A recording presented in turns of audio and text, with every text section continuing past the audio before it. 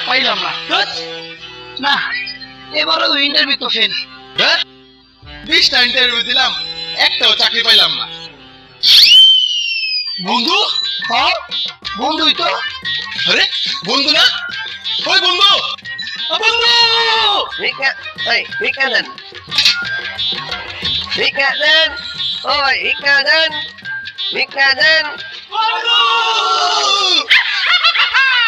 এই চুপ চুপ চুপ চুপ, কথা বলিস না, কথা বলিস না। কে রে? চুপ থাকতাম কে রে?